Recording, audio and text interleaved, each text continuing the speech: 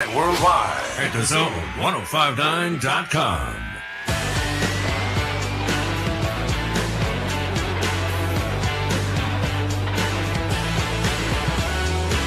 And here we go. It is Thursday. Fire it up. Have a good time. Yes, sir. It's Thursday in the Bureau.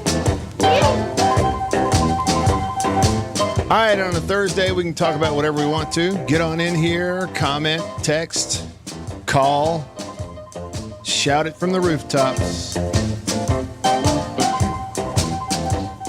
What in the world has happened to Mississippi State baseball? We're going to discuss that and more on today's show. And when I say and more, I also mean State gets a big basketball win that it needed and played really well. And so we're going to get into that. Headlines coming up for you in just a bit.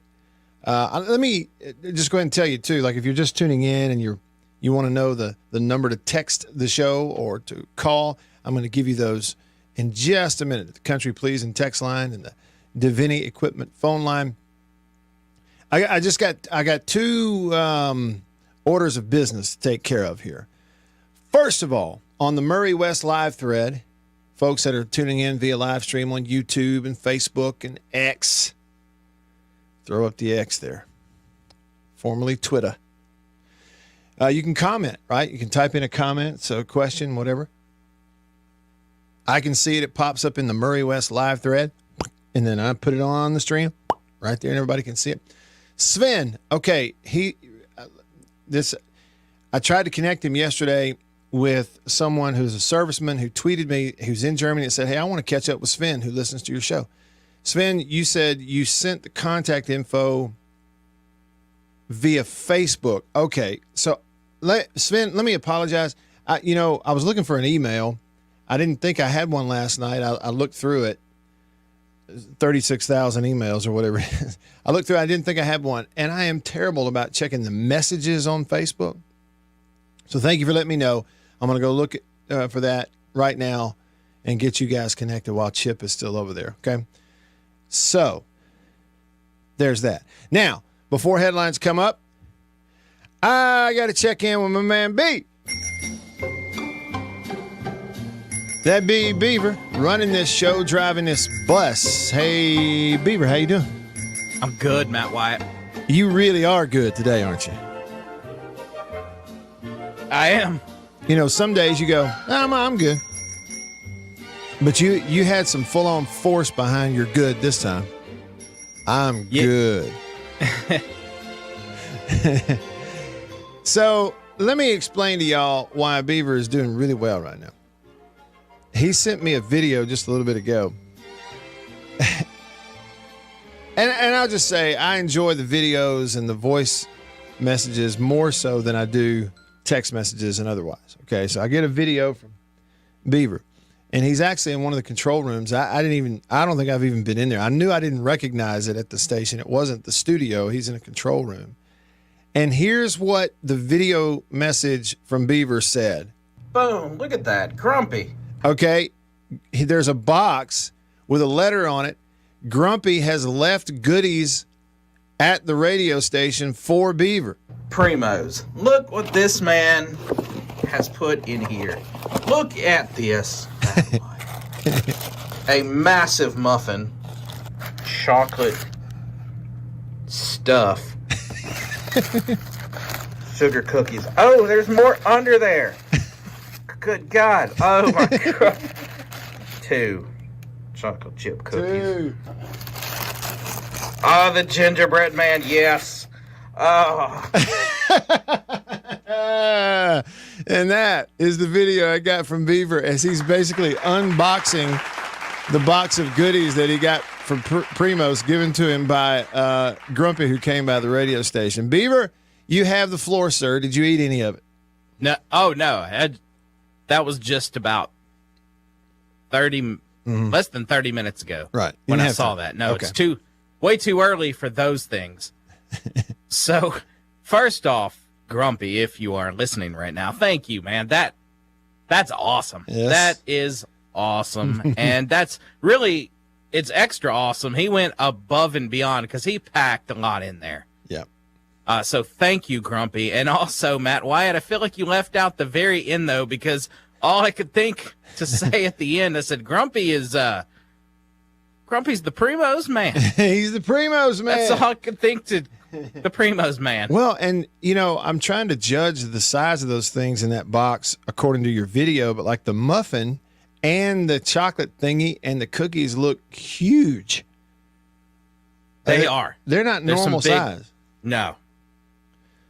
Well, and I'm not jealous. I think you do deserve it. Now, the next chapter of this story is that you already have coworkers who are eyeballing it. Yeah, I'd walked in there. I hadn't even been here 5 minutes. And Bill walked in, and he goes, I tell you one thing, though, boy. His first words to me.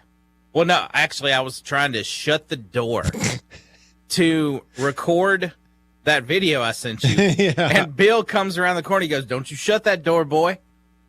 And as he comes in the door, he goes, I only got one thing to say to you. You better share whatever's in that box. He knew it must be good. That's great.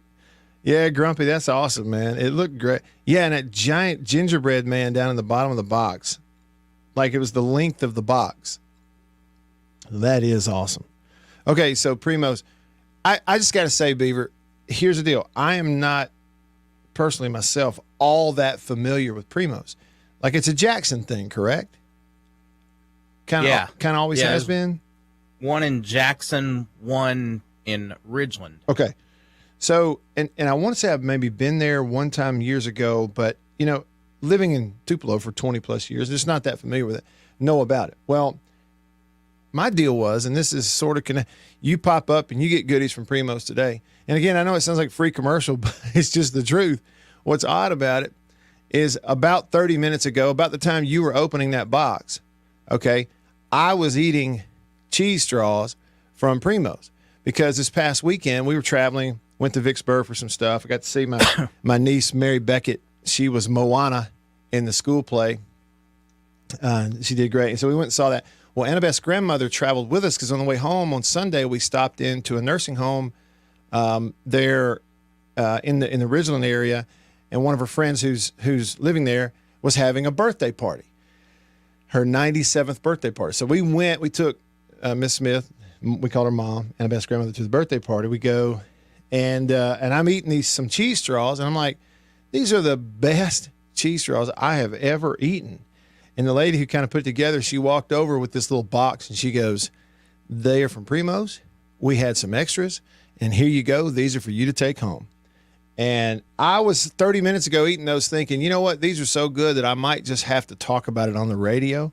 And doggone Beaver, if you didn't send me a video of you digging through a box of goodies from Primos that Grumpy sent you, so it was a sign.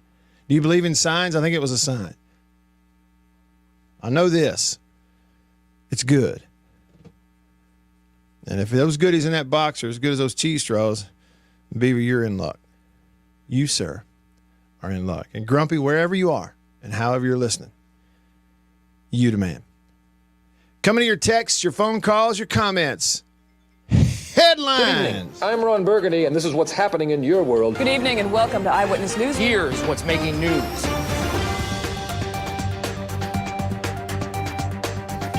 Headlines brought to you by Bank of England Mortgage and Went McGee, the Mortgage Man. Find him online at mortgagemanms.com. Headline number one, State beat Ole Miss in basketball last night, 83-71, the final. Now, Ole Miss head coach Chris Beard had some comments after the game. We'll get to those. He did not approve of the officiating in the ballgame. State went 23 of 39 at the free throw line. And you might go, well, 23 free throws, that's a lot of free throws to make during a game. Yeah, well, they missed 16. That's good enough for 59%. More on that in just a bit. College football video game is here, and players can start opting in to the EA Sports College Football 2025 today. Today, they can begin opting in as a college football player. They expect around 11,000 guys to do it. There might be a few holdouts, but they're going to opt in, and I'll tell you what they get for opting in and letting themselves be on a video game coming up in just a bit. And another college football-related story, Nick Saban says that he wants to be a voice for change in college football. Quote, "If my voice can bring about some meaningful change, I want to help any way I can because I love the players and I love college football," Saban told ESPN. "What we have now is not college football," Saban said. "Not college football as we know it." You hear someone use the word student athlete. Saban said that doesn't exist. So there you go. There's your headlines today. A few of them anyway. Brought to you by Bank of England Mortgage and Went McGee, the Mortgage Man. Find him online at mortgagemanms.com. Location in Ridgeland and now in Starkville, Oxford, and Tupelo as well. Again, visit him online, mortgagemanms.com. Now, I didn't include it in the headline, but I did touch on it earlier. Mississippi State baseball was swept in a 2-game midweek series by Austin Peay. Yesterday, they blew a 10-5 lead or whatever it was. Gave up, I think, 8 unanswered runs to lose 13-10, and that's back-to-back losses in the midweek for Mississippi State baseball. Roshana commented on the Murray West live thread on Facebook, and she said, "Hey, Matt, every time I turn around, we're losing a baseball game. I'm going to stop turning around." Well, we might as well laugh, Roshana, because this might be the only way to keep from crying. I got to be careful, or I will fall victim to, being the idiot that overreacts to early season baseball. And you can turn it around, and it is not the end of the world, and all that kind of stuff. And this team is going to win some games for sure. But the start of the year has not. Now, at this point, you can say the start of the year has not gone that well. The team is now 2-3 overall, back-to-back losses in the midweek. And so it's a baseball program at State that, given the last 2 years, 2022 and 2023, that if you have another year now like you had the last two, it's just going to be hard for everybody to stomach it. Not that the last two weren't also hard to stomach. They were, but 3 in a row. And so they got to pull together, early season adversity and everybody telling you how terrible you are. You got to somehow turn around and use it to your advantage. Coaching staff, their job to kind of hold it together, keep it together. It is early. And maybe the response is you get a couple more guys healthy, you get a couple of things figured out, a few guys get their confidence back. And you had 2 games in a row in a midweek where the middle of your lineup, 5, 6, 7-ish, round in there, was just no-shows at the plate. And so you didn't get anything out of them. But yesterday, scoring runs was not the issue. Yesterday, not giving up runs was the issue. And as your 5th game of the year, you're playing 5 games in 6 days, and so your pitching ran out. Maybe, I guess. I just know that it's not good. And, you got to – that program, that group of players, that coaching staff as a whole, they have no choice. Given the way the last 2 years, there's no grace period. There's none. Given the way the last couple of years have gone, they simply have to pull it together and figure out a way to tough out some wins. And they just have to. All right. So there's that. Let's hit the text line, the Country Pleasing text line. You can text the show at 885-3776. 601 number.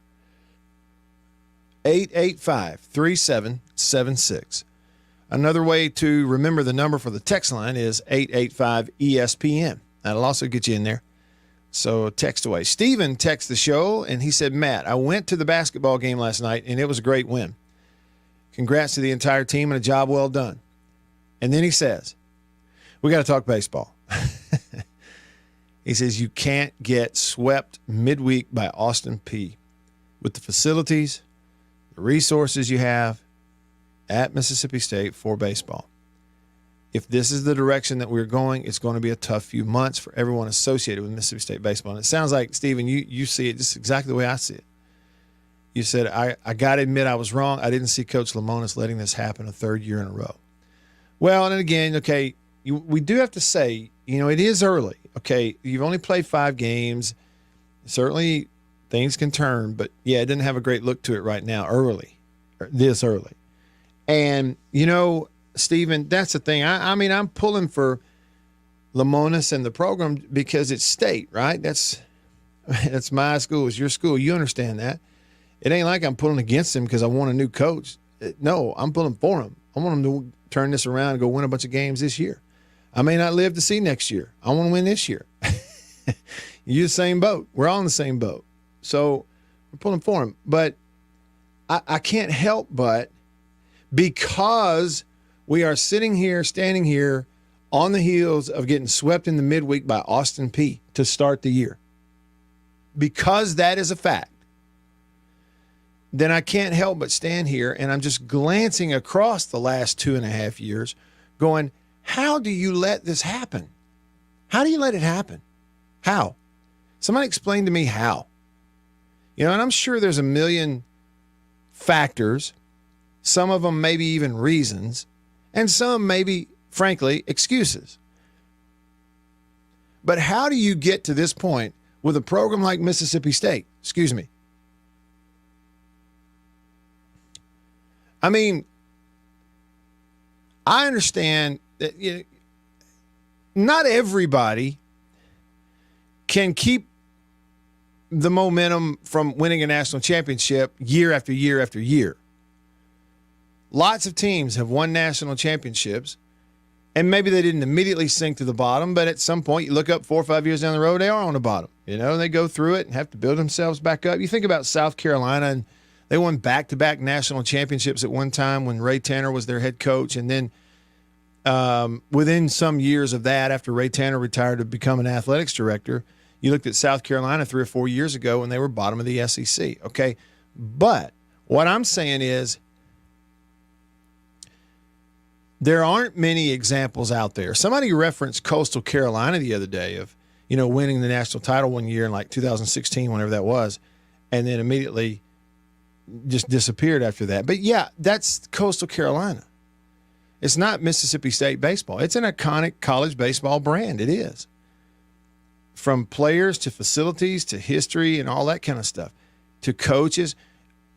How do you let this happen? How does it happen? Let's say you didn't win the national championship in 2021. Let's say you came up short. Maybe you made it to Omaha. You didn't win the whole thing. And this happens. Then what are you saying about it? How are you feeling about it? You're still sitting here going, how does this happen at a place like this? How does it happen? I understand that the last 2 to 3 years, since State won the national title, that all of college athletics, including baseball, ushered in this new era of transfer portal and quote-unquote name, image, and likeness, which is effectively pay for play, which meant some teams can go out and almost do like, teams that tank in baseball, and they load the wagon up with money and then go make one big run at it one year. Spend all this money and load their roster like LSU did, okay? And I'm not standing here saying that in any stretch that State year after year ought to be able to financially load the wagon and go buy a team the way LSU did last year. I'm not saying that State ought to do that or ought to be able to do that. But regardless, how can you find yourself in this position? How does it happen? I just think there's no way around the fact that some great people, some well-meaning people, some really smart, good people with great intentions just didn't get the job done. Just some things fell through the crack. or some decisions to manage things a certain way that just frankly didn't work out. It hadn't worked out.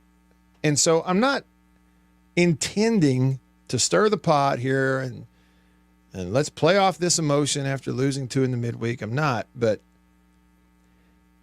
5 games in, it's just already got this taste in your mouth that tastes just like the last 2 years. And man, I hope they turn it around. Because if you're like me, you're sick of that taste. I mean, it's about to make you sick. So I'm with you on that. More text messages coming up. JC, regarding basketball, texted the show and said, hashtag we run the SIP till we don't. J-Rock texted the show. He said the Governors gave the Bulldogs 18 free passes yesterday and we still lost. Well, and like even the box scores show you, like Austin Peay had 1 guy or 2 guys who kept coming to the plate in late innings, and it's just home run, double, home run, triple, double. I mean, it was hard hit ball after hard hit ball. All right, when we come back, I'll hit your text messages, Patrick and Next Gen and Judy and Nick and Jason and everybody. We'll come to you on the comments on the Murray West Live thread. We got the phone line open to you. Give me a call on the Davini Equipment phone line, 897-1059. And I'm going to let you hear what Coach Chris Beard at Ole Miss said about the officials after last night's basketball game against Mississippi State. That's coming up. Stick around.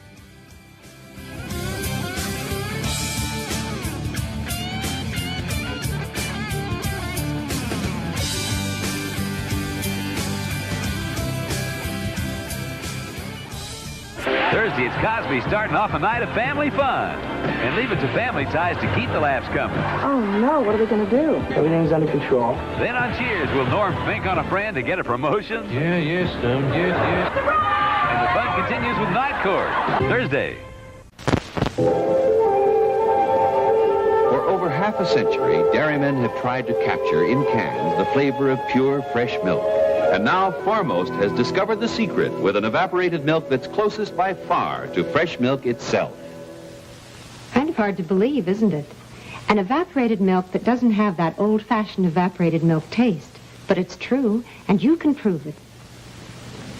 You know how most evaporated milks taste in coffee. The flavor goes flat. But try Foremost.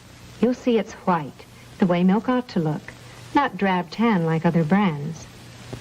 And when you taste it, well, if you're anything like me, you'll never even know it isn't pure, fresh cream. You try it and see. That's Foremost, the closest thing in cans to pure, fresh milk. Remember, your family gets the most from Foremost. Coca-Cola, come on, girl, gotta share a Coke with you. Let the feeling show through. You wanna live a little bit more. That's what the taste of Coke is for. Coke is life. Everybody wants a little life. Coca-Cola, Coke is life. Everybody wants. Come on, Harry, come on. We're getting our picture taken. Special moments. Times of your life you'll want to remember. In pictures. Smile, Howard. Smile. To help make those pictures look as good as they can, make sure Kodak paper is behind them. If you don't see these words, it isn't Kodak paper. Just look for this sign when you get your pictures. Kodak paper, for a good look at the times of your life. See, wasn't that fun? Come and get it! Come and get it!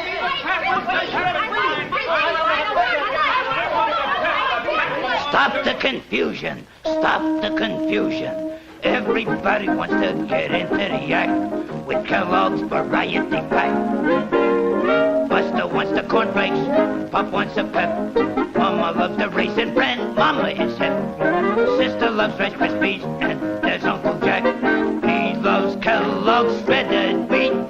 Kellogg's makes it fun to eat. Breakfast with Variety Pack. Okay, folks, there's your favorite individual box of cereal, fresh from Kellogg's Variety Pack, untouched by human hands, except your own. That don't mean you gotta eat with 'em. Each individual box comes to you FOD, fresh on delivery from Battle Creek, right to your own dish. Yeah, everybody wants to get into the act with Kellogg's Variety Pack. Yes, sir, Kellogg's Variety Pack. Here comes the one, the delicious one. Heinz is the big rich one. There's only one ketchup with this flavor pouring on. So thick, so rich, so second to none. Only one ketchup stands for this kind of thickness with this kind of taste. Heinz. Heinz is the big rich one. I love the rich, whole wheat goodness of Kellogg's Mini Wheats. But the delicious frosted side makes the rich kid in me open wide. The nutritious shredded wheat helps keep me on my toes. But the little ballerina in me thinks the taste steals the show. Kellogg's Mini Wheats, wholesome shredded wheat for the adult in you, great taste for the kid in you. So they're delicious and nutritious. The whole grain wheat really packs a crunch, but the delicious...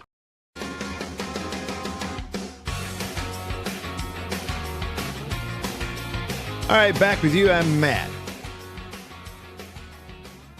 Sven over in Berlin, Germany. Did you know, by the way, he's coaching baseball over there in Germany? He sure is. Sven comments on YouTube and he says, our hitting is horrendous. He says, fire the hitting coach instantly. Bring someone in who has a clue what he's doing. Coach Parker, get the pitching right. But we can't hit a baseball against Austin P. And then he mentioned this, said Ole Miss also bad after their national championship with Coach Bianco. Yeah, so I guess you do have that. But I kind of feel like, you know, the fact that you have two examples of national champions in the state, same time frame, immediately hit rock bottom right after it, it does lead you to believe that maybe there's something to it that you could figure out. However, maybe it's pride, whatever. I don't think the right thing for state to do or for state fans to do is be comparing themselves to Ole Miss. Frankly, and vice versa. You know, it's just it's sort of a stinking thinking trait. You know, if you're state baseball, if that's a conversation we're having, don't compare yourself to them. You know, and Ole Miss they got a great program too. Okay, but what's the use of comparing themselves to state? You know, if that's what they're, you know, from a state standpoint, I've always felt like one of our biggest issues that we have to, I don't know, somehow get past is stop comparing yourself to Ole Miss all the time in everything. I mean, because it's not the measuring stick, or at least it's not supposed to be. Sven also said the pitching is good enough for Hoover or a regional. There's no doubt, but the hitting is average. You know, and look, again, on the surface, you look at some of the bats in the lineup. Obviously, Heinz and Jordan. You look at the way that Bryce Chance started the weekend that he had, and you just think, okay, that's something you can build around right there. You know, you ought to be pretty decent there. But hitting will come around some. But it is a little more up and down usually than pitching. You kind of are what you are from a pitching standpoint once the season starts. Yeah. Somebody texted in and said, how can our baseball program be this bad? 2021 seems like 28 years ago. It seems it does. I sure do still like to think about it, though. It was a lot of fun. Judy texted in, reminded me that Primos is also in Lakeland. See, I think that's the one I went to not too terribly long ago. Next Gen Reb texted the show, said, so players are finally being paid for their name, image, and likeness. He said, haha, you've always pointed that out but here we are with the NIL from the video game. That's right, the college football video game. Players can opt in. But what I read, get this, Next Gen. Today's the day they can opt in to be in the EA Sports college football video game 2025. But if they opt in, you know what they get? $600 and a free copy of the game.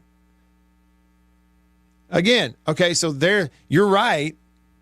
They are finally being paid for their name, for their images and for the likenesses. That's exactly what this is, a name, image, and likeness marketing, advertising sort of brand deal based on your brand. That's what it is. You know what they get? $600 and a video game. Because, see, that's real right there. That's the reality. Patrick texts the show. He said, Austin P walked in 7 runs. With us only having 4 or 5 hits, our hitting stinks. I honestly don't think there are any dogs or leaders in that clubhouse. No dirt bags, he says. Lemonis needs to start holding guys responsible. I'm sure there's somebody sitting on the bench who's hungry to get in a box. Nick texts the show, said it's time, he's got to go. Make Gotro the interim and back up the Brinks truck to Vitello. I'm not even kidding. That's from Nick. Well, and Nick, okay, look, I ain't going to sit here and advocate for firing anybody. I'm not. But let's look at the reality of it. The reality of it is, based on the last couple of years, you would think that, like I said last week, that this is a year that's very important for Chris Lemonis. I mean, for the whole program, but for him. Just with who you are and with what you've got into this and what your fan base puts behind it, you got to show some improvement, be a little more competitive, right? So let's say it goes south and they decide they're going to make some kind of change. Here's my thing, Nick. Any established coach, okay, established meaning he's at a place where he can win and probably is winning, is going to look Zach Selman in the eye and go, Zach, what kind of money in your collective are you pouring in there to go get players in baseball? And I need to see how that compares not only to where I am now as far as funding our roster, but I got to see how it compares to who we got to compete against also. Okay. And that, and most, not all, Nick, but most veteran coaches who are established where they are, given the scenario that we're in college athletics, are going to look at it just like that. And if the real answer, if the truthful answer is, well, you know, we got people who invest in it, we got money to throw around, but we ain't throwing near the kind of money at pay for play that LSU is. Okay. We can't. So we're not. And then who else?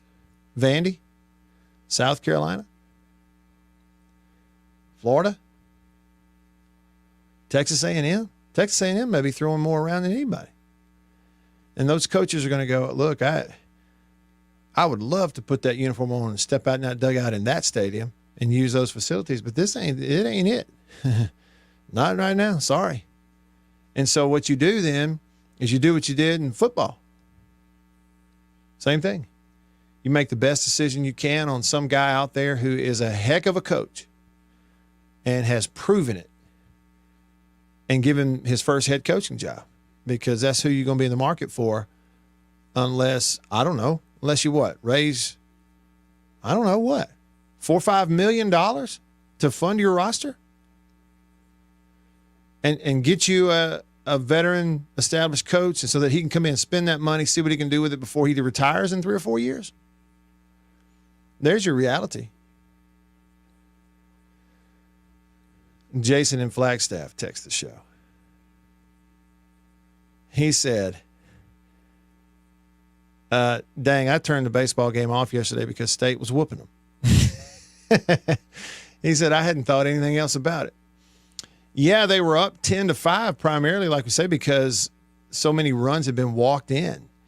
And then I think give up 8 unanswered and lose. Jason said, what am I missing? What is missing? Lemonis was an absolute genius getting State 2 and then winning in Omaha, and there's plenty of talent there. I don't get it. I'm like you, Jason. I can't figure it out. I don't get it. He says, I get that first year being awful with all the guys who left and people being hurt, but not last year and certainly not now. Someone texted in and said, State is supposed to be hosting regionals every year. He said, I told you before this series this is going to be a bad year, and you told me to chill out. He says, now I'm glad to see that you're coming to see what I was talking about. Well, maybe I did. I think my default take after just getting fooled several times over the last 10 to 15 years with early season college baseball to just absolutely fool you. And my default is let's just don't get 2 up or 2 down based on early season baseball. But it just doesn't look very good. Someone texted in and said Ole Miss is 2-3 in baseball as well. I lost last night to Arkansas State and Tommy Raffo. And by the way, Tommy Raffo, I saw he became the all-time winningest baseball coach at Arkansas State. Phenomenal, phenomenal guy. Just a great guy.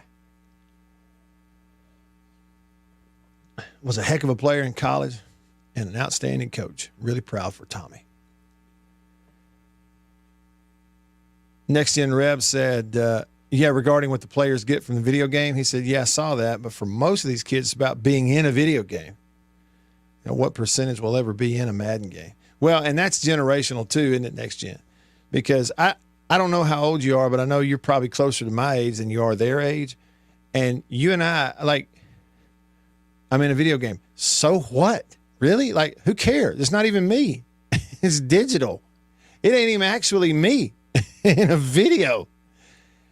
I'm supposed to get it's an honor to be in a video game. No, it's not. I can get online and do it right now. Make a digital version of myself. Look, there I am. The dumbest thing I ever heard. But hey, you're right. High school kid. Hey, I'm in the game, man. They put me in that game. Look, that's me. You talk about a generational gap. I can't understand it. I can't even understand sitting around playing it. Unless it's, 18 degrees outside, the wind chill is -4, and it's sleeting and there's ice and you can't go anywhere. Okay, then play video games. But hey, they don't care what I think. And millions of them don't.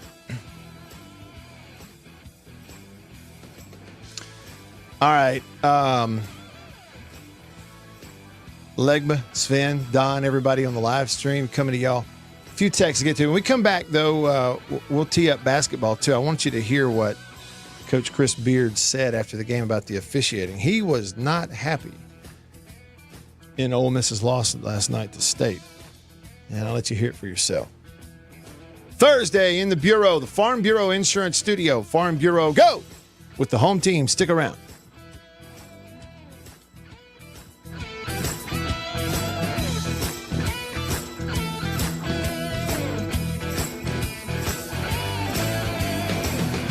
I'm Eddie Holcomb with Washington County Farm Bureau Insurance. I'm Scott Rainwater with Farm Bureau Insurance here in Washington County. I'm Blake Policini with Washington County Farm Bureau. I'm Brian Street with Farm Bureau Insurance in Washington County, and we are your home team.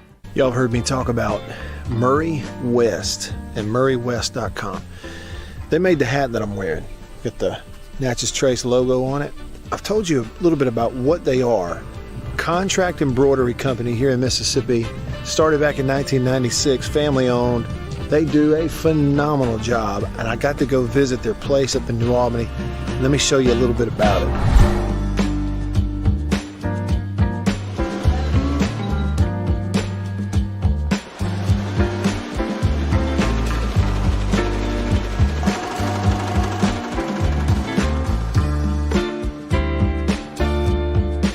When I say they do quality stuff, they really do. And so custom apparel, team stuff, I mean, really and truly, just about every high school in the state is sending their embroidered, team gear, jackets, shirts, hats, stuff. Baseball teams, football teams, they're sending it to the folks at Murray West in New Albany. You go to their website, murraywest.com, you go to the bottom, you can kind of see some of the Prairie Wildlife, Ole Miss Athletics, Gentile, others that they work with. Can't recommend them enough.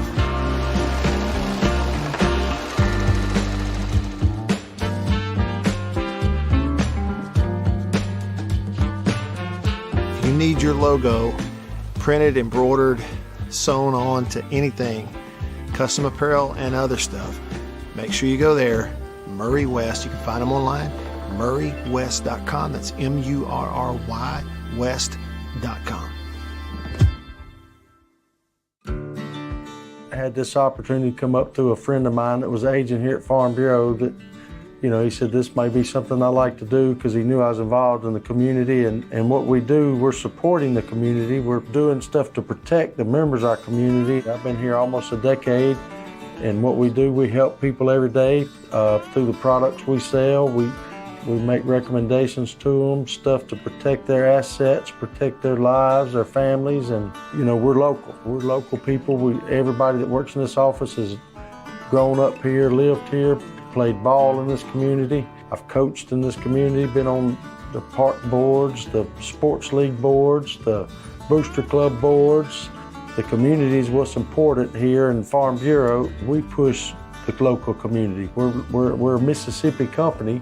That's a Washington School team ball from 2019. Greg Wallace was the head coach then, and him and I were really good friends. I've been in Greenville my whole entire life. My family's been here. This is home. I'm not going anywhere. I'm here to support the people of Washington County, protect them. I'm Scott Rainwater with Farm Bureau Insurance here in Washington County. We are the home team.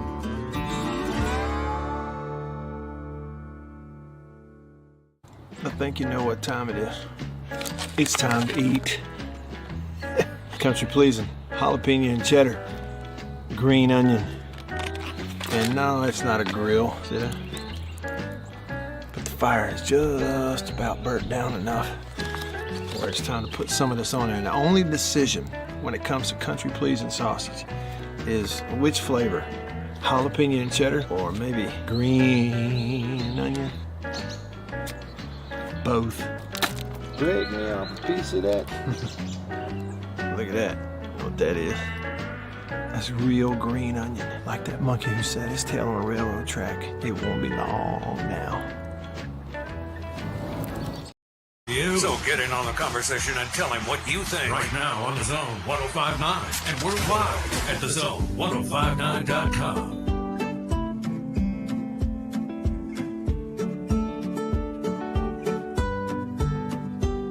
Back with you. I'm Matt. In the Bureau, the Farm Bureau Insurance Studio. Don commented on Facebook on the Murray West live thread. He said, we need Mershon, Kohler, and Highfield back. That would help tremendously. We also need another outfielder, somebody off the bench. Well, what's the deal with Highfield? That's something I don't know. Somebody was asking why he wasn't catching the other day. What did they say the deal is with him? Somebody let me know. On the text line, possum in a gum bush, said Matt, in 92 or 93 around there, Matt Wyatt gets NIL deal. Do you take the money, the most money, or some money and a good fit? Honestly, not ribbing you. Yeah. Again, I would like to think I'd have the smarts, or at least, and I know my parents would have the smarts to weigh the fit and the situation. Really. I mean, even the large amounts of money that get thrown around in conversation anyway, and I assume some of it's reality about some of these NIL deals, let's be real. In the long term, it's not that much. How long does it take you when you start talking about, first of all, taxes on that income, and then, paying for your own insurance and transportation and buying gas and room and board, you start paying for all your stuff. Even if you take it and you spend it on fun stuff, buy a boat, get you a vehicle to pull it with, right? Get some of those hydraulic, what do you call those things? Those poles where you can fish in shallow water and just anchor down. Get you a fishing kayak, rig it out. I mean, I was just saying, but it does not take long when you consider all of that after taxes to spend $100,000 over the long haul, or $200 or $400 or $500. I'm being real. It didn't take that long to spend all that. So like, you're making long-term decisions on short-term factors, stuff that ain't going to be here in the long term. We'll make a decision based on the long term then. And so I would think that I would have be heady, just heady enough to consider whether it's a fit. I mean, the most money. What are we talking about the difference there? And then I know that some of that comes with, if you don't have money or if you've never had it, you might not really understand it, you know. And maybe you do just want to bid it out.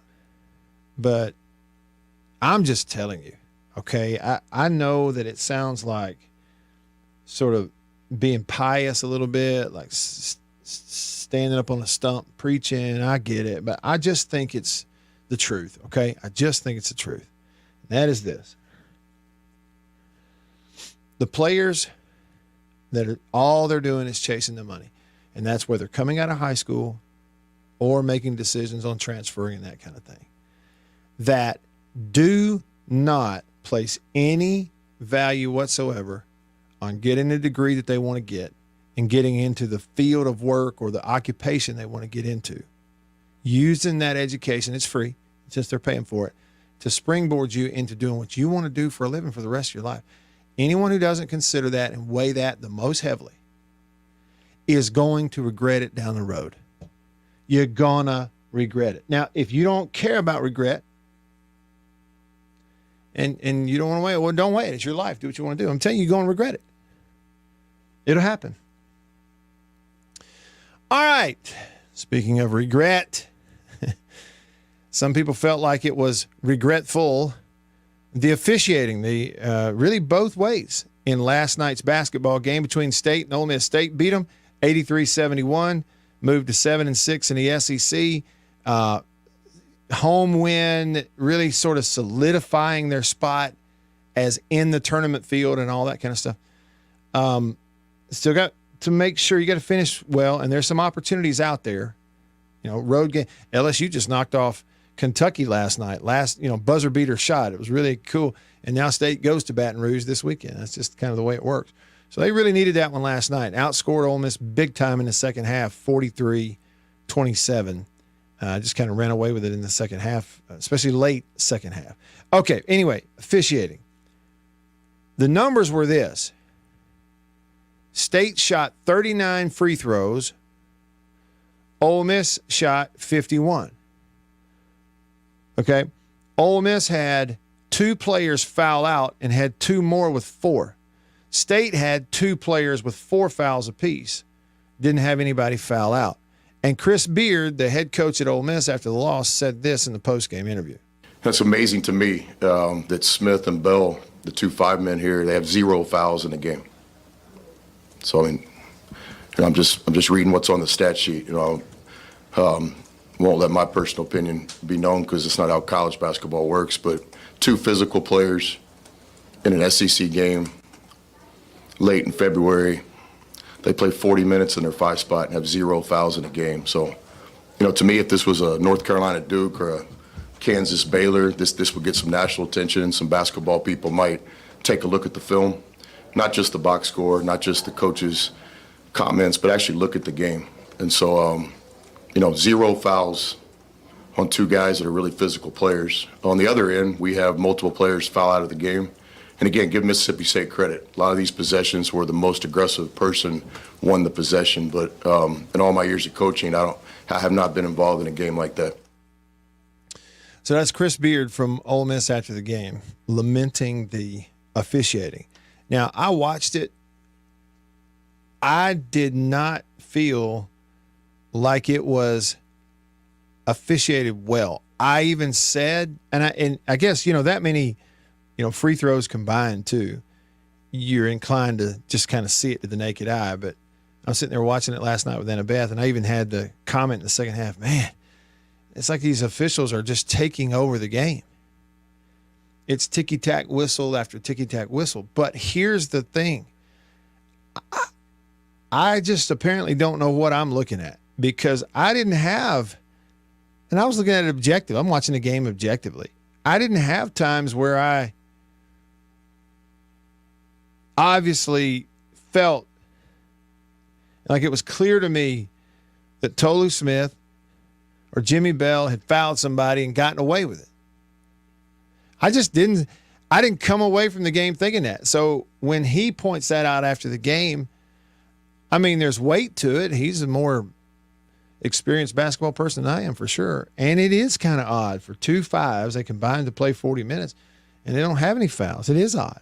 I mean, it is. Okay, he's got a point. But it's like you watch the game. He's talking about watching the tape. Well, I watched the game. I'm not going back and watching it. But I didn't have a ton of times in the game where I felt like, boy, Tolu got away with one there. I just didn't see that. Okay. The other thing was Ole Miss does not work the ball into the post. Their entire offense is shooting threes and shooting jump shots. And occasionally the point guard will drive by somebody when they spread the floor, but it's little guys getting to the bucket. They don't shoot around the rim. They don't work it in the post. Okay, when you look at, how do you say it? Cisse, he took 2 shots all night long. No joke. He took 2 shots. Is it Sharp? Is Sharp the big tall guy, the 7-footer? I think he's Sharp, isn't he? Isn't that his name? Anyway, if that's him, he took 2 shots. Like a combined, the 2 biggest guys on the floor that played the most minutes at the 5, a combined 4 shots. 4. So no wonder Tolu and Jimmy Bell weren't in foul trouble. They didn't have to be. They were never defending the ball unless it was on the perimeter as you're running your like motion offense trying to get open for a 3. And then the other thing is, it's not, let me just tell you, okay, I'm sure it was Homer glasses I was wearing. But I remember in the first half going, man, Ole Miss is so active on defense. They are playing so hard on defense, Ole Miss was. And I felt like it kind of wore them out as the game went on. Okay, but on the other end, the worst calls in the game were a couple of the blocking fouls that they called on Shaq Moore and on Josh Hubbard. Just defending a guy who's dribbling the basketball, hands are up, they're not even leaning, they're not even going forward. They simply are up, trying to stay in position and avoid contact. And the slightest little bump, at times they would call a blocking foul on Hubbard, and they did it on Shaq Moore too. Those are the worst calls in the whole game. Now, even though State shot more free throws, the worst calls in the game went against State. Ole Miss shot 90% from the free throw line, 19 of 21. It's not like they were in single digits. They made 19 free throws in the game. Now, sure, State went to the line and shot 39, and some of that was into the game. But they're only 59%. State missed nearly as many free throws as Ole Miss made. State missed 16, made 23. But the point is, look at the styles. State does not shoot threes. It's just not their offense. State doesn't take a lot of jump shots. It's not their offense. Now, they hit some last night and some big ones. Keyshawn Murphy was huge in that ball game last night. Huge in the 22 minutes for him off the bench. But the style of play leads to it. They didn't get the ball in the post. I mean, no wonder Tolu and Jimmy Bell didn't have a bunch of fouls. They were never defending the ball at the rim hardly. They didn't. He's talking about look at the tape. I just don't see it. I don't see what he's saying. Now, overall, was it officiated well? No. They tried to take over the game, but it was both ways. Hour 2 coming up. Stick around.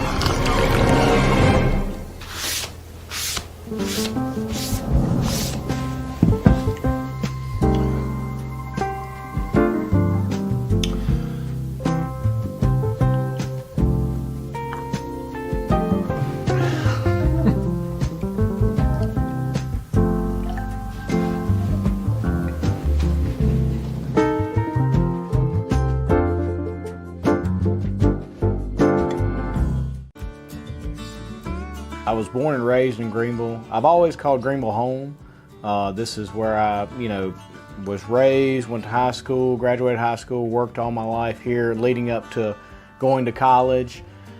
So even when I moved from Greenville, I always told people, they asked me where you're from, I always said I'm from Greenville. I have mother, father, brother, niece, aunt, all live here in Greenville. So this is home. This is where I, live, and I've just always called it home. Small town, I feel like I could walk in any place tomorrow and know 2 to 3 people in there. It's small town. Someone's on the side of the road broken down. Hey, you need a boost, flat tire, you need help changing it. That's just kind of, what I love about this area. The blues and the food and everything that comes along with the Mississippi Delta that I love. I tell people all the time, my business cards have my cell phone number on them for a reason. Insurance doesn't happen from 8 to 5. When you need me, it's going to be after 5. It hardly ever happens where you have a wreck, get pulled over, need an insurance card, wind blows, shingles off your roof. All these things happen, and it's typically after 5. And so the ability for someone to call me, get in contact with me, text me, ask me a question, and that's what it's about to me, is helping the people that we serve, is taking care of people, and them knowing that they can count on me whenever they need me. I am Brian Street with Farm Bureau Insurance in Washington County, and we are your home team. Y'all have heard me talk about Murray West and MurrayWest.com. They made the hat that I'm wearing. Got the Natchez Trace logo on it. I've told you a little bit about what they are. Contract embroidery company here in Mississippi. Started back in 1996, family owned. They do a phenomenal job, and I got to go visit their place up in New Albany. Let me show you a little bit about it.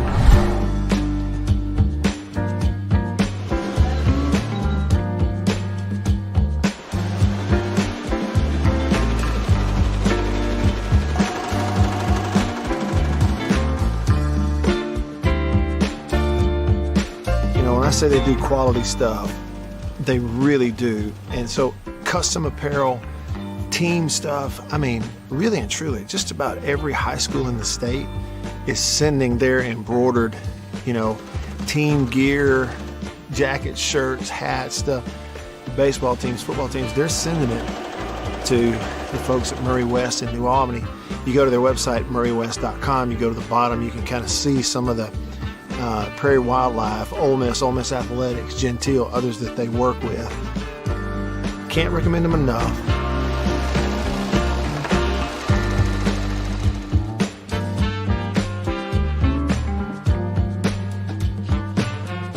If you need your logo printed, embroidered, sewn on to anything, custom apparel and other stuff, make sure you go there.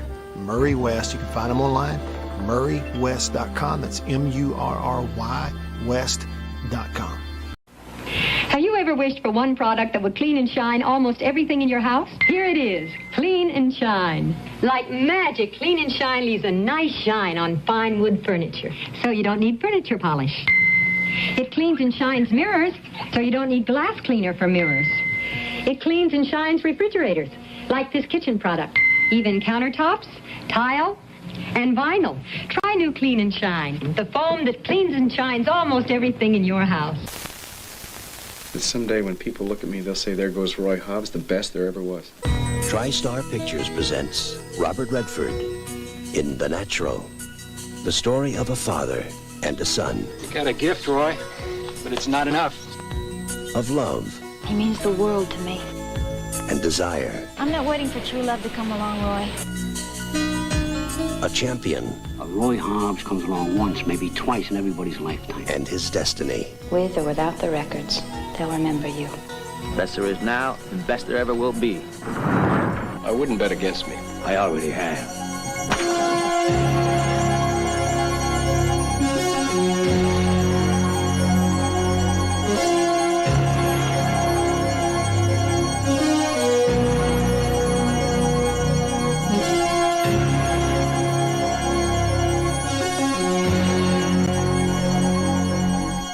Robert Redford, Robert Duvall, Glenn Close, Kim Basinger, Wilford Brimley, Barbara Hershey, Robert Prosky, and Richard Farnsworth as Red.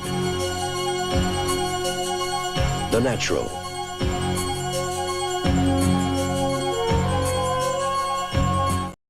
#1059.com.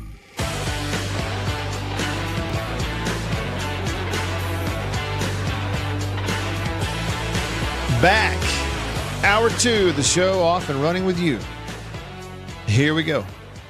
Comment on the live stream. Text me on the Country Pleasing text line. A bunch of those to get to. Get them all in here. And call me on the Divini Equipment phone line. Phone line's wide open. You can call me at 897-1059. 601 number, 897-1059. So get them on in here. Love to hear from you in hour 2. By the way, staying connected to you because of C Spire, the number 1 network in Mississippi. C Spire, customer inspired. Listen, it's the best home internet service you can get. Fastest, best, trust me. C Spire Fiber Home Internet. And you can get it, and you can get your first 2 months of service free if you just use my name at checkout. Use code Wyatt, W-Y-A-T-T, just like Wyatt Earp, same way. Maybe you can put it in all caps. Try that and tell them I sent you. Use code Wyatt at checkout. That's online or on the phone. You call them. Get your first 2 months of C Spire Fiber Home Internet free with code Wyatt at checkout. Top of the hour headlines. Headlines on the show brought to you by Bank of England Mortgage and Wyatt McGee. Wyatt, where are you? Wyatt McGee, the mortgage man. Find him online at mortgagemanms.com. Headline. Good evening. I'm Ron Burgundy, and this is what's happening in your world. Good evening, and welcome to Eyewitness News. Here's what's making news. Basketball, headline number 1. State whipped. Ole Miss last night in basketball. Well, it was a 12-point margin. Ole Miss led at halftime 44-40. State outscored them 43-27 in the second half, a 12-point win for State. State was led by Tolu Smith with 24 points in 25 minutes in the ball game, and Tolu went 8 of 15 at the free throw line, had 6 rebounds to boot. No double-doubles for State. They had 3 others in double figures.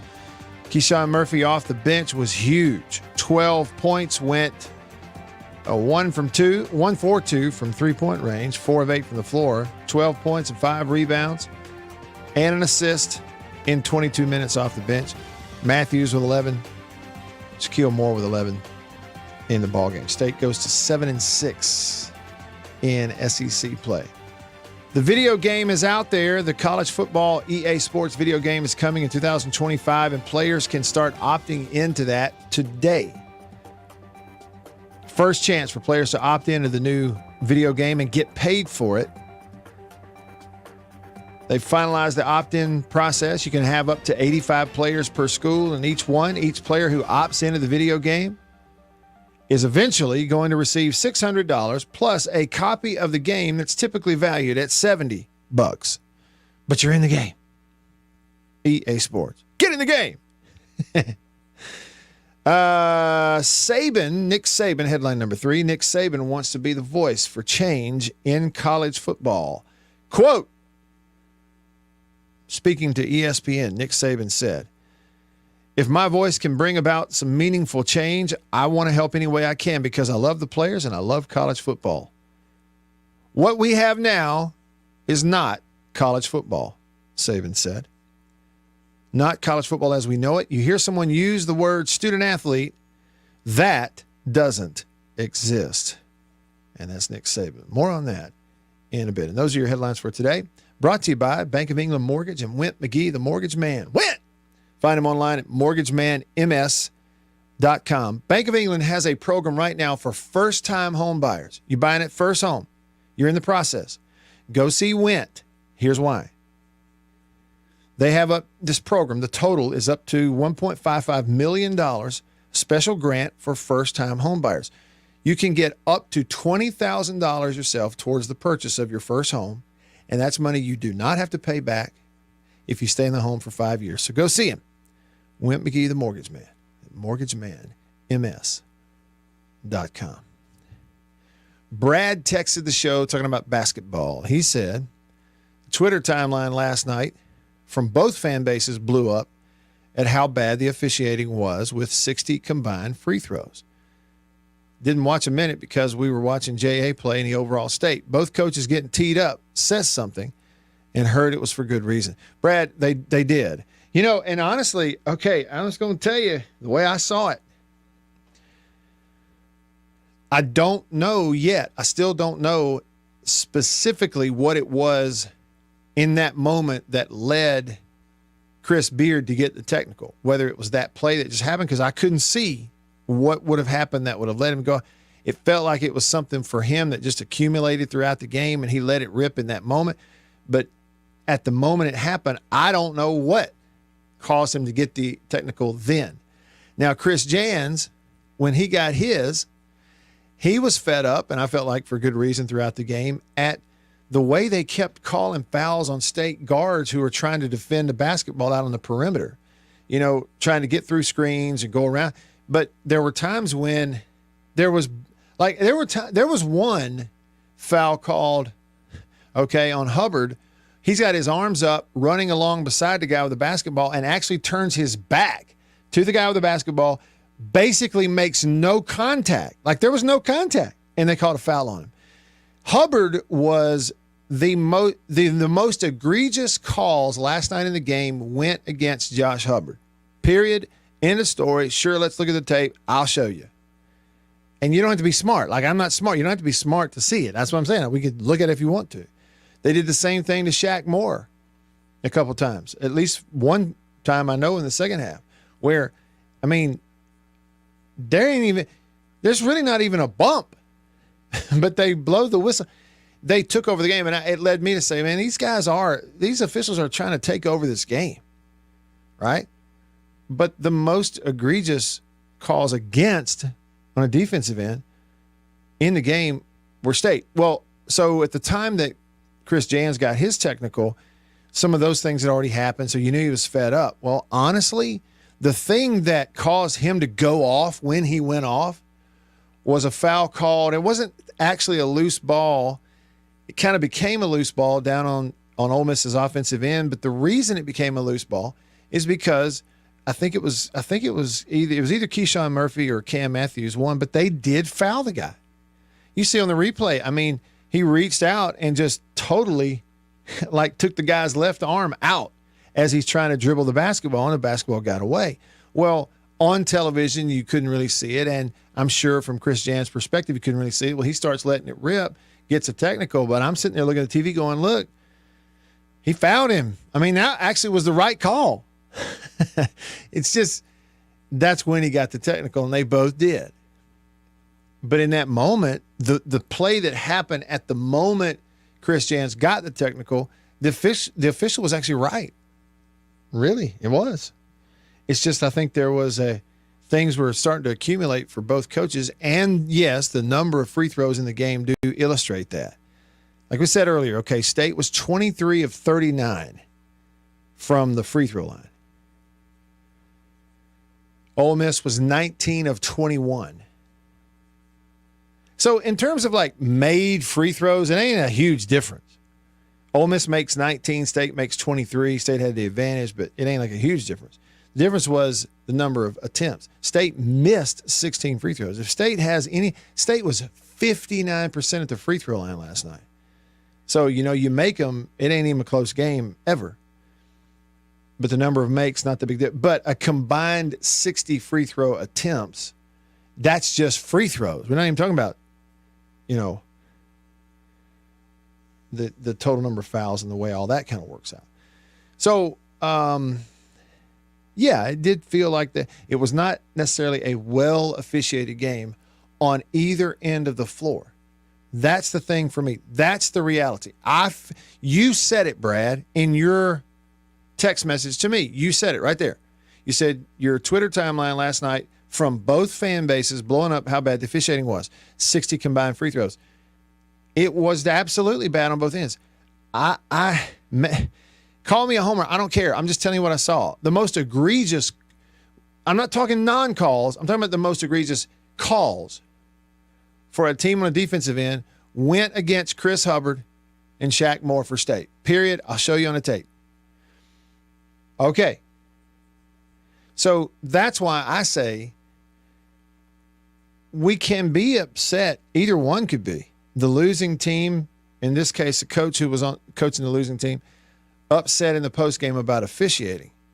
Okay, but the reality story is it just wasn't a well-officiated game. They did kind of try to take over the game. But it wasn't a deal of officials giving one team a massive advantage over another. Here's Chris Beard after the game. That's amazing to me that Smith and Bell, the two 5-men here, they have 0 fouls in the game. So, I mean, I'm just reading what's on the stat sheet. Won't let my personal opinion be known because it's not how college basketball works, but 2 physical players in an SEC game late in February. They play 40 minutes in their 5 spot and have 0 fouls in the game. So, to me, if this was a North Carolina Duke or a Kansas Baylor, this would get some national attention. Some basketball people might take a look at the film, not just the box score, not just the coach's comments, but actually look at the game. And so, 0 fouls on 2 guys that are really physical players. On the other end, we have multiple players foul out of the game. And again, give Mississippi State credit. A lot of these possessions where the most aggressive person won the possession. But in all my years of coaching, I have not been involved in a game like that. See, especially that last statement comes across as a little bit like hubris. But before that, my deal is, well, which is it? Okay, it's just really easy to, after the game, say, all right, how do they not have any fouls on their 2 5s? We get 2 guys fouled out, but they had the more aggressive players, especially when they were on offense, and we give them credit, and that's why they win the game. Well, which is it? See, and look, we're all human. Coaches are human. Chris Beard's human, so like sometimes you lose a game and you're mad at the refs, especially when the other team shot more free throws and you had 2 guys foul out and you had 2 more before. I get it. And you're in their building. Believe me. I mean, go to Lexington, find out, let's see how that feels. That's the experience every time you go up there. Okay, but in reality, it all kind of makes sense.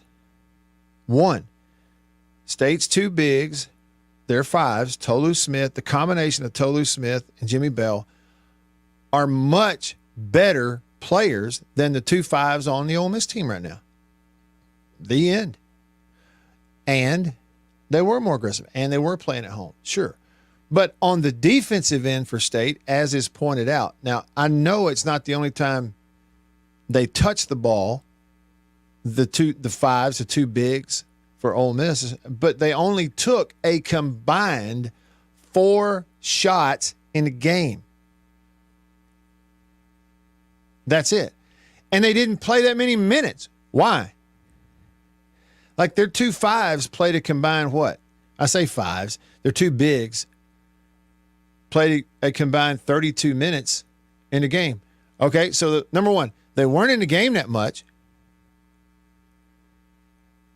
So when they're not in the game, what's Ole Miss doing offensively? They're spreading the floor. And what is their philosophy? What is sort of their goal to begin with? Shoot threes, shoot jump shots. Now, they took 19 threes in a game. They just didn't hit but 6. That's 31%. And took 57 shots. That's 3 more shots from the floor than State did in the game. That's their deal, is we're going to shoot threes and hit jump shots. Flanagan is a phenomenal athlete. That guy, like he is fun to watch. He can do a little bit of everything, but he's not taking threes. He can get to the rim. He can shoot free throws. He was perfect last night at the free throw line, and he can play around the rim. But the 3 shots that he hit, at least 2 of them were 15-foot jump shots. Their leading scorer in the game, Morrell, 3 of 7 from three-point range, took 7 threes. He took more threes than anybody else in the ball game. And so, I mean, the Ole Miss bigs don't get the ball in their offense hardly at all. They took a grand total of 4 shots. Okay. And so when you're in man-to-man stuff, two players who are really good. They're actually just better players, Smith and Bell. And consequently, okay, the other side of that is you're going, well, we had two guys foul out. He goes, we had two guys foul out. Their two bigs don't have any. Well, we can basically sum up why they weren't really challenged that much in the paint. Points in the paint difference was State almost doubled them up. State had 42 points in the paint. Ole Miss had 24. And so the ball's not going in there. Okay, so Bell and Smith are really not challenged that much in there. Conversely, on the other end, when State has the basketball, what is State doing? What is their MO? Well, we know what it's not. It ain't shooting threes. I mean, State as a team took 14 three-point shots, and Hubbard attempted basically half of those. They're not. What are they doing? It's going in the paint. And you're going, well, we had some guys foul out. Yeah, of course you did. Because this was a night where State successfully was feeding the paint. And so it all just sort of adds up and makes sense as to how it happened. And, I'm right there. I'm the world's worst. I'll complain about officiating when it's warranted. But I'm like you. There was a lot. It was a poorly officiated game across the entire floor. It was not a one end versus the other end thing. Period. End of story. They did try to take over the game. 60 combined free throw attempts. Man, Ole Miss hit nearly as many free throws as State did. So, you want to make it about officiating? Sure. You want to make it about officiating somehow giving State some big advantage in there? Bull. It's bull. That's just what it is. It's bunk. It's bull. All right. Somebody on the live stream on YouTube said, the Murray West live thread, if he had post players equivalent to Duke and North Carolina, then yeah, you'd have seen more fouls. He says their centers, I think meaning Ole Miss, don't even demand the ball. They got balls off rebounds, and we feed our bigs constantly. That's the thing. I mean, State's entire offense is built around, and they come or high water are getting the ball in there to Tolu. That's the whole thing. And was it me? Look, maybe it was the rivalry game or what. Did y'all feel like Tolu had a little bit of a different quickness in his step offensively last night than what we've seen? And of course he came back from whatever injury deal he had, and he came back in January, which now seems like a long time ago. But it's almost, I don't know, there were a few times last night where he just seemed quicker and a little faster and a little quicker than he has seemed throughout the year. To me, anyway. All right, Country Pleasing text line. Grumpy says, Matt and Beeve, Grumpy has been on a roller coaster the last 24 hours. Wanted to give a shout out to the nurses on the 3rd floor of Batson Children's Hospital day shift. Y'all are awesome. Grumpy's 10-year-old grandson had emergency surgery yesterday. He is good today. What a blessing. Well, man, so glad to hear it. I know y'all were scared when those little ones get involved, but so glad that he's good today. And I tell you what, all right, if you just tuned in, this is the same Grumpy. Let's check in with Beaver. This is the same Grumpy. Beaver, how about that? He was at Batson's with his 10-year-old grandson last night who had some surgery. And earlier today, Grumpy swings by the radio station and leaves a box of goodies from Primo's for you. It's incredible. Grumpy. Tell you what, man, you the man. No, but seriously, I'm so glad that you're doing well, that your grandson is doing well. And seriously, thanks for the goodies from Beaver. Hey, yeah, so here's what it sounded like earlier today. I get a video from, before the show began, I get a video from Beaver. He's in the control room, and there's a box with his name on it. And he sends me a video. It's like I'm watching an unboxing video. This is what it sounded like. Boom, look at that, Grumpy. Primos, look what this man has put in here. Look at this. How do I a massive muffin, chocolate stuff, sugar cookies. Oh, there's more under there. Good God. Oh my God. 2 chocolate chip cookies. Oh, the gingerbread man, yes. Oh. So he and Grumpy we can't thank you enough. And the offshoot was I noted how good the Primo's cheese straws are. I had some of those this weekend at a birthday party, and I remarked because they were remarkable, and then I got some. So it was outstanding. So, Grumpy, on behalf of Beaver and all of us here, thank you, and really tickled that little grand Grumpy had successful surgery. Okay, listen, music's going to start in a minute, but when we continue here in hour 2, I want to get into this a little bit. Mention it to you in headlines. Nick Saban says he wants to be a voice for change in college football. His quote was, "What we have now is not college football, not as we know it, not college football as we know it." He said, you hear somebody use the word student athlete, that doesn't exist. Now, again, I threw that out there a minute ago, hubris. You think it's hubris or you think that's reality? Nick Saban says, we throw out the word student athlete. Well, that doesn't exist. More quotes from Saban on this, and I kind of tell you what I think, and I'd like to hear what you think as well. Rolling along in hour 2 in the Bureau, the Farm Bureau Insurance Studio. Stick around.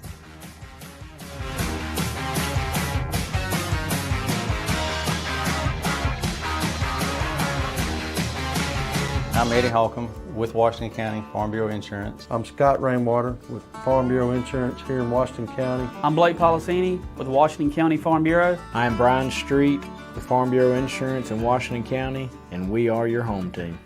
I think you know what time it is. It's time to eat. Country pleasing, jalapeno and cheddar, green onion. And no, it's not a grill, see that? But the fire is just about burnt down enough where it's time to put some of this on there. And the only decision when it comes to country pleasing sausage is which flavor, jalapeno and cheddar or maybe green onion. Both. Break me off a piece of that. Look at that. You know what that is? That's real green onion. Like that monkey who set his tail on a railroad track. It won't be long now.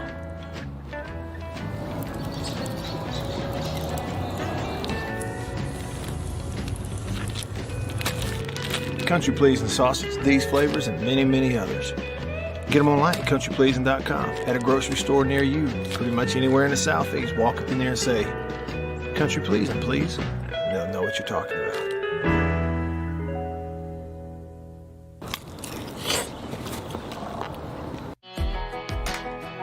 Grew up on a family farm out past Leland.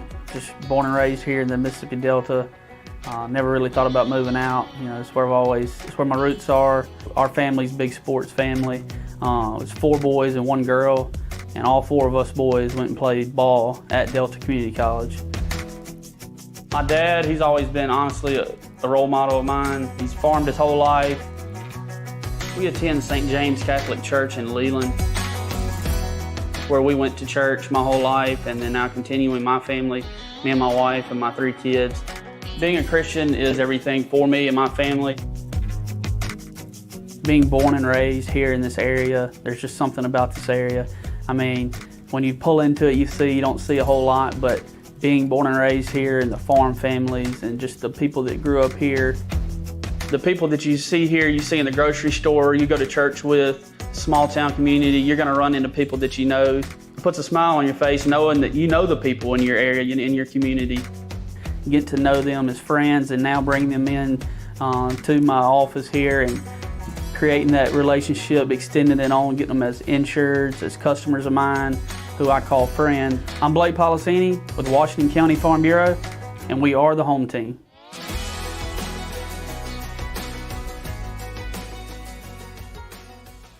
Y'all have heard me talk about Murray West and murraywest.com. They made the hat that I'm wearing. Got the Natchez Trace logo on it. I've told you a little bit about what they are. Contract embroidery company here in Mississippi. Started back in 1996, family owned. They do a phenomenal job, and I got to go visit their place up in New Albany. Let me show you a little bit about it.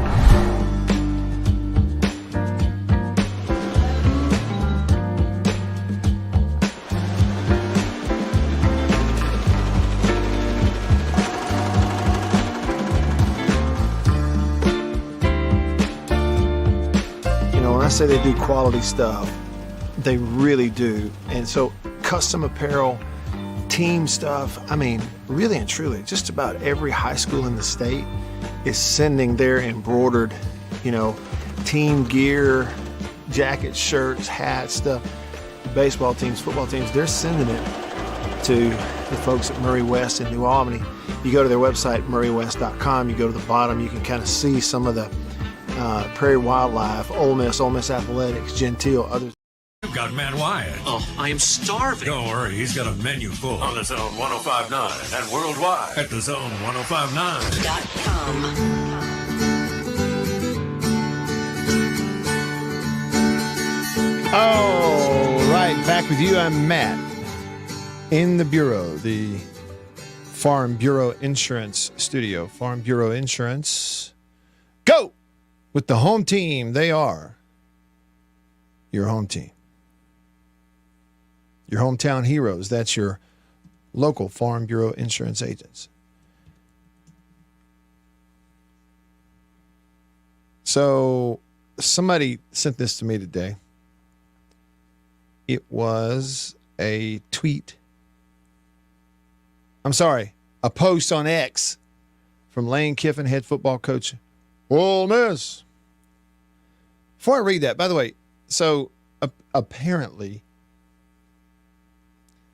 I had not looked a ton today at X/Twitter until somebody sent me this. And so I was kind of looking through and what's trending, and you can click on the trending topics.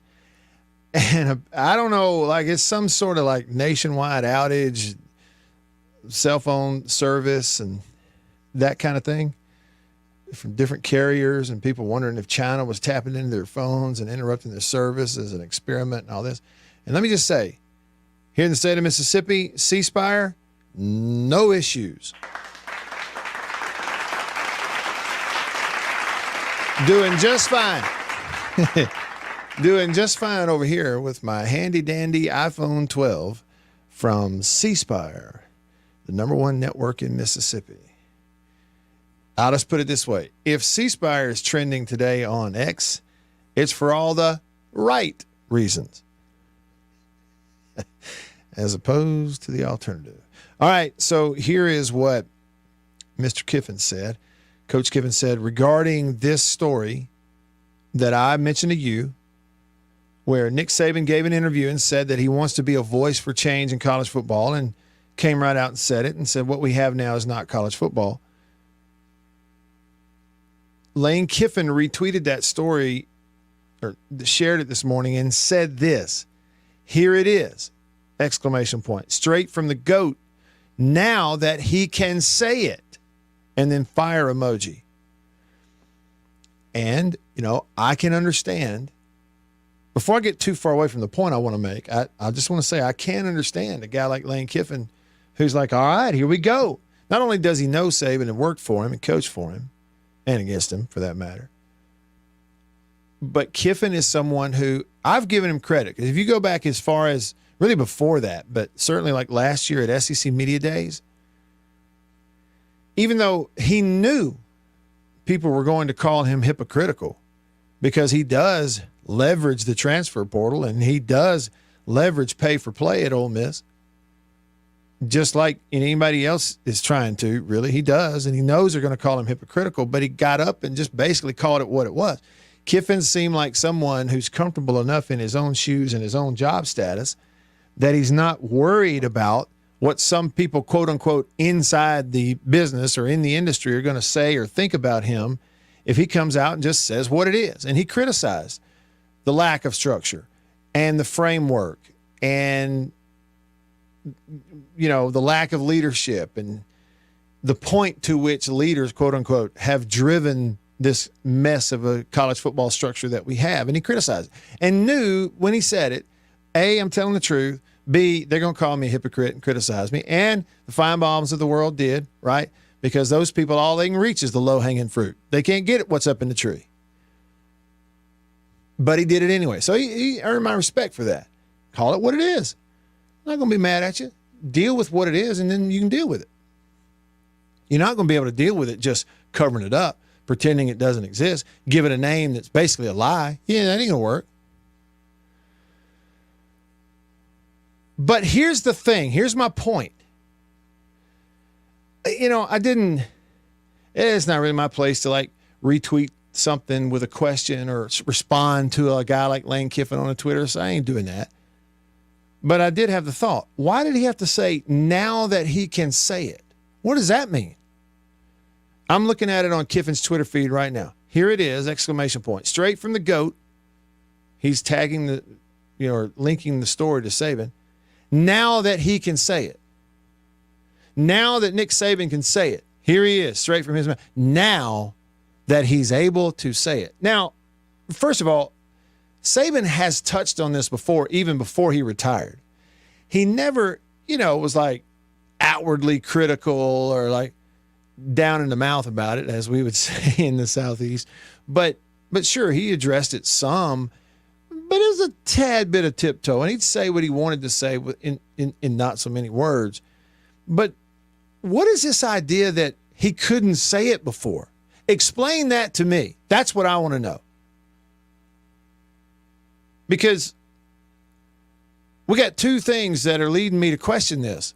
One, Nick Saban is now retired, and he is doing interviews saying, quote, what we have now is not college football as we know it. You hear somebody use the word student athlete, that doesn't exist anymore.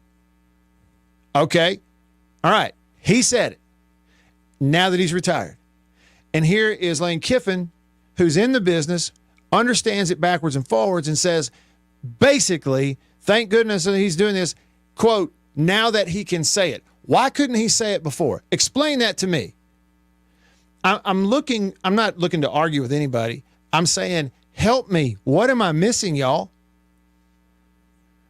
Robert on Facebook, on the Murray West Live thread, you're an Alabama fan.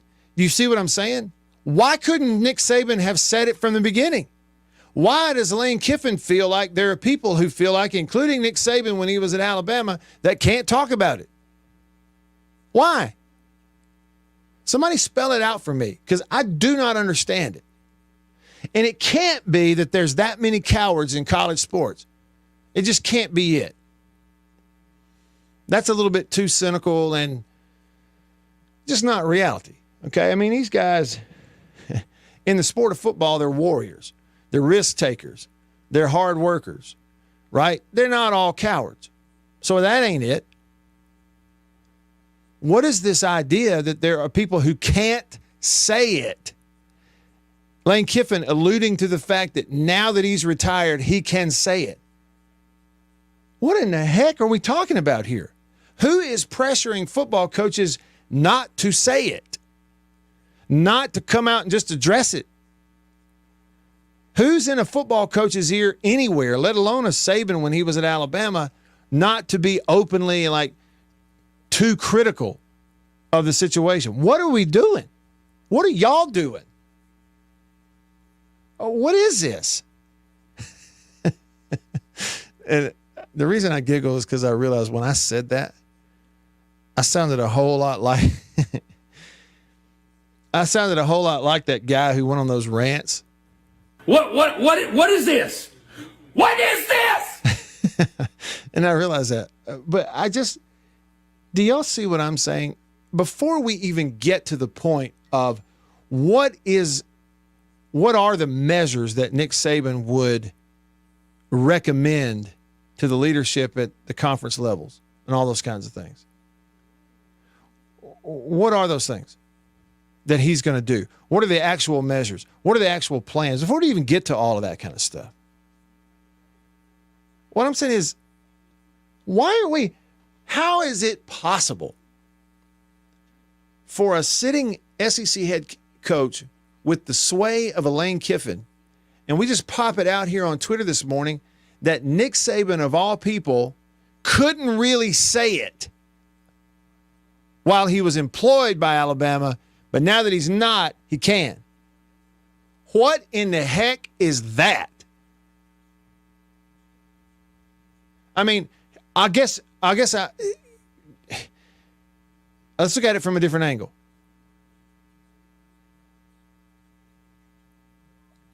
If you were to tell me, hey, so-and-so coach out here feels a certain way about the current state of NIL and the transfer portal, the current state of pay for play in the transfer portal, he feels a certain way about it, but he won't say that openly and publicly because he's going to be blackballed in the coaching industry.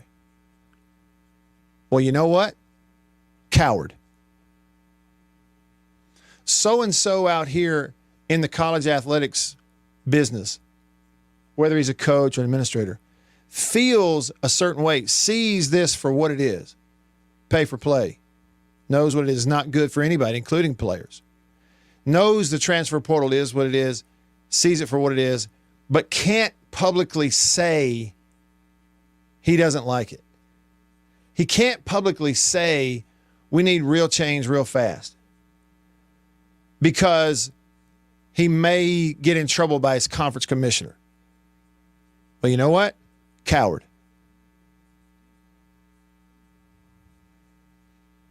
C-O-W-A-R-D.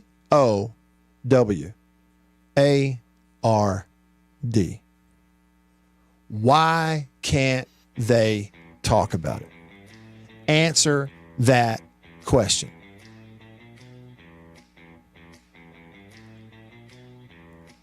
You're sitting here telling me you got all these problems.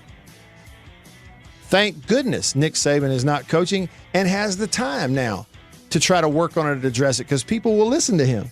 And the guy knows what he's doing and probably has a lot of the answers. Thank goodness. But you're sitting here telling me that nobody can talk about it if they're employed? Nobody can address it?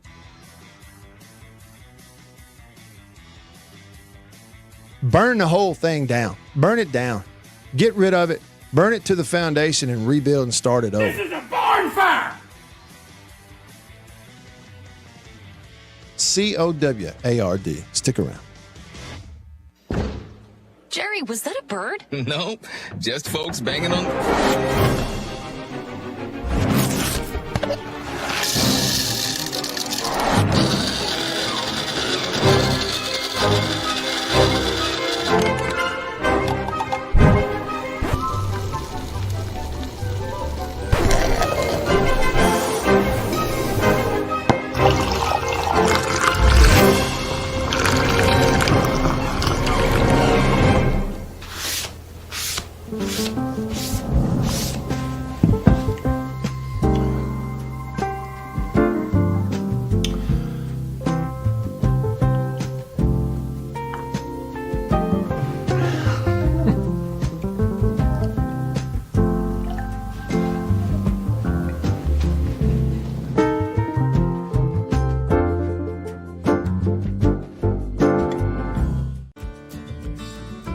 I was born and raised in Greenville. I've always called Greenville home. This is where I, was raised, went to high school, graduated high school, worked all my life here leading up to going to college. So even when I moved from Greenville, I always told people, they asked me where you're from, I always said I'm from Greenville. I have mother, father, brother, niece, aunt, all live here in Greenville. So this is home. This is where I, live, and I've just always called it home. Small town, I feel like I could walk in any place tomorrow and know 2 to 3 people in there. It's small town. Someone's on the side of the road broken down, hey, you need a boost, flat tire, you need help changing it. That's just kind of what I love about this area, the blues and the food and everything that comes along with the Mississippi Delta that I love. I tell people all the time, my business cards have my cell phone number on them for a reason. Insurance doesn't happen from 8 to 5. When you need me, it's going to be after 5.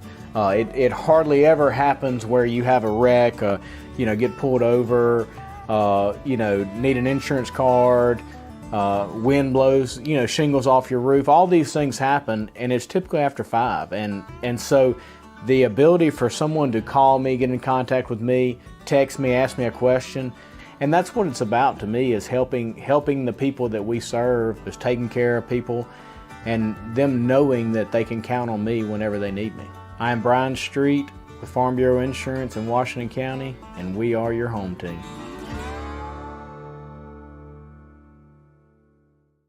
Y'all have heard me talk about Murray West and MurrayWest.com. They made the hat that I'm wearing. Got the Natchez Trace logo on it. I've told you a little bit about what they are. Contract embroidery company here in Mississippi. Started back in 1996, family owned. They do a phenomenal job, and I got to go visit their place up in New Albany. Let me show you a little bit about it.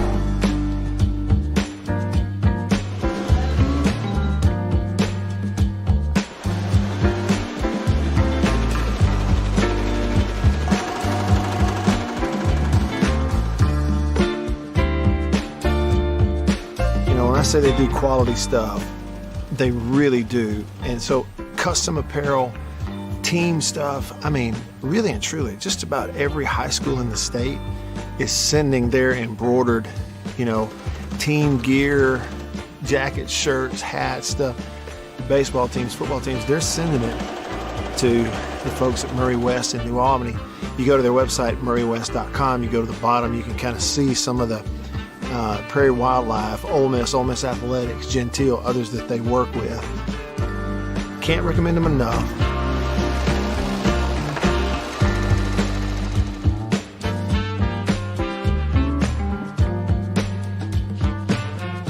You need your logo printed, embroidered, sewn on. .com.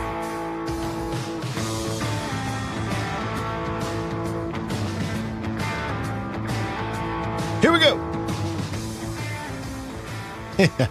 Yeah, Robert, I know what you mean. Robert comments on Facebook on the Murray West live thread. He said, I certainly have ideas and items for consideration about this, but it's definitely too much to type. Yeah, in one comment, right, on Facebook. No, I'm with you on that.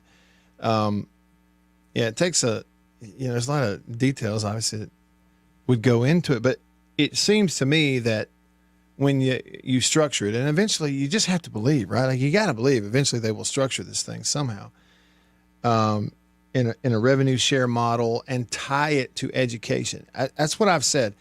The schools and universities themselves, the fix, whatever the fix is, has to be tied to education because they are in the education business. It's what they do. It's who they are. It's why they exist, period. The end. It's who they are. It's what they do. It's why they exist. It's got to be tied to education. You're going to have a team running around on the field that says the University of Alabama, Crimson Tide. It's a university. It's got to be tied to education. It has to be. Okay? Because if it's not, then all it is an employer-employee relationship, like some sort of arm of your marketing department, which gets eyeballs to your school colors and your campus and brings people on, right? That's basically all it is. If it's not strongly, heavily, obviously tied to education. And you can say now it is. You can go, well, they go to school, right? They're still getting scholarships even though they're getting paid. Well, don't take my word for it. Nick Saban, quote, "If my voice can bring about some meaningful change, I want to help any way I can because I love the players and I love college football. What we have now is not college football as we know it. You hear somebody use the word student athlete, that doesn't exist." End quote. That's Nick Saban. Let me give you another quote. We've gone, this is a quote from Nick Saban, we've gone to nobody talking about education, nobody talking about creating value for their future, to talking about in college. Saban said, I think the consequence of this could come down the road when some of these guys get 28 or 29 years old, that maybe they didn't prepare themselves for when they can't play football anymore, which is what you should do when you go to college. He's saying that when you go to college, what you should do is prepare yourself for when you can't play football anymore. And maybe that is partly financially, right? Like you're getting yourself that financial cushion because you're earning it as a member of that football team that plays and generates millions upon hundreds of millions of dollars of revenue for universities and conferences and otherwise. Sure. And there's lots of people involved and you're getting some sort of cut of that. Okay, fine. But it has to be tied to education. It has to continue to do that. And so the revenue share, I can't fathom how this wouldn't be considered.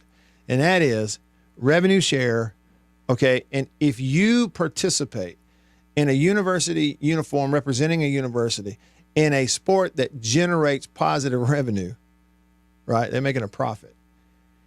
Then there is a formula that diverts your percentage, your cut of that profit into a fund that is sitting there and waiting on you, and it is yours the day you graduate and finish and get your degree. How can that not be considered at least to be part of it? And you go, yeah, well, there'll still be, even if they do that, there'll still be coaches that skirt the rules, and there'll still be boosters who skirt the rules to try to get a player to come. Yeah, okay. Well, tell us something we don't know. Like, that's been going on forever, right? How far we got to go back? The 60s? Farther? I mean, sure, that's been going on forever. But if you structure it, okay, and then as a governing body, you say we are all committed to enforcing rules, to not only having them, but enforce them. Because if we can't enforce rules, we don't have rules. The only way you have rules is if you're able to enforce them.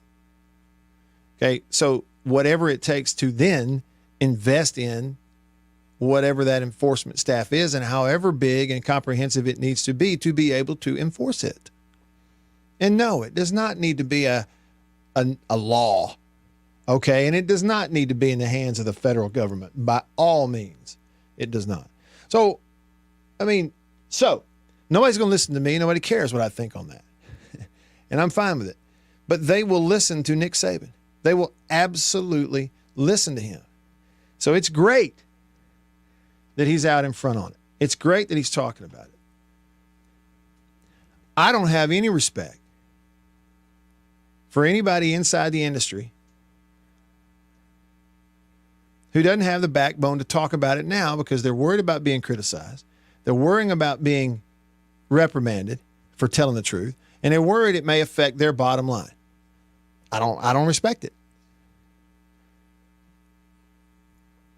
Looking out for number one, and then you go in there and you tell all your team to be team players. I don't respect it.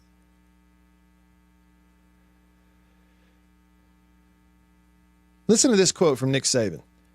Same story that I'm giving you these quotes from. Quote, what you have now isn't name, image, and likeness. Saban said, a collective has nothing to do with name, image, and likeness. So, first Deion Sanders, now Nick Saban.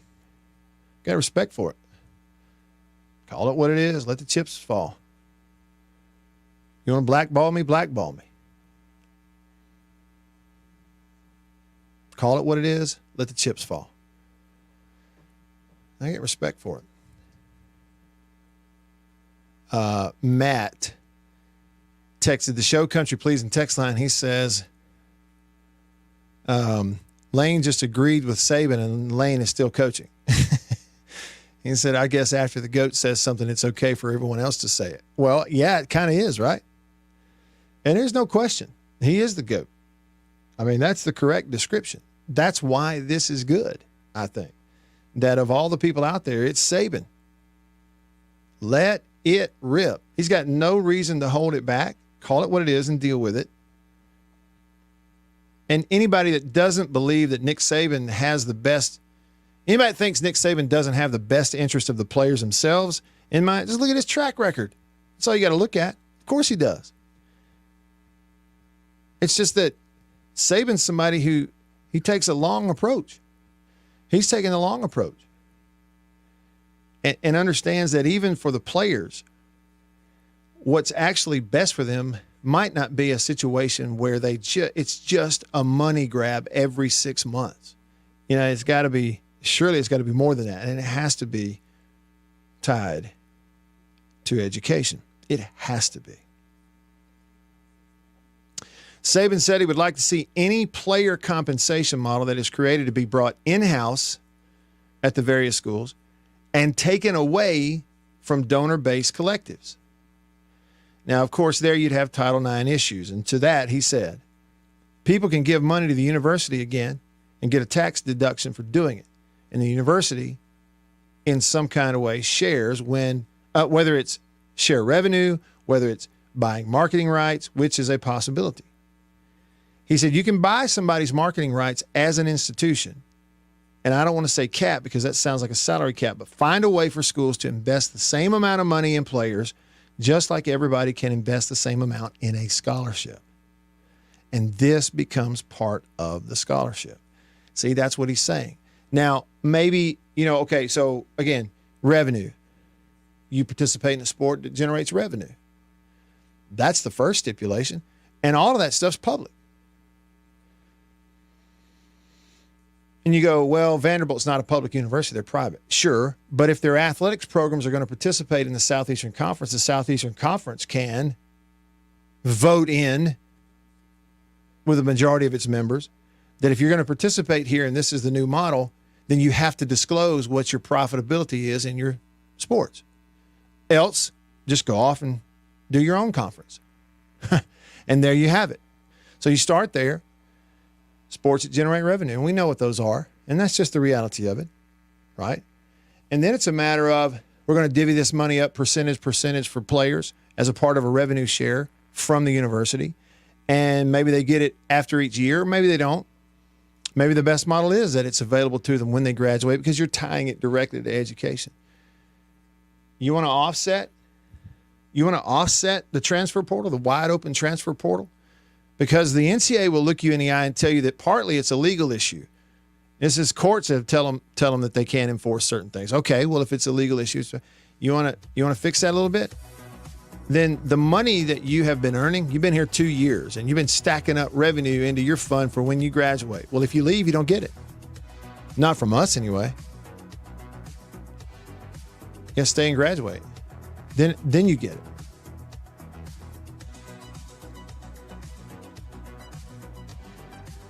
It just sounds like to me that Saban's a guy that, whether it's Sankey, the guy at the Big Ten, anytime they're having meetings about this, Nick Saban needs to chair the meeting. All right. See you on Friday. For Beaver, I'm Matt. All of us here on the show, see you then. See ya.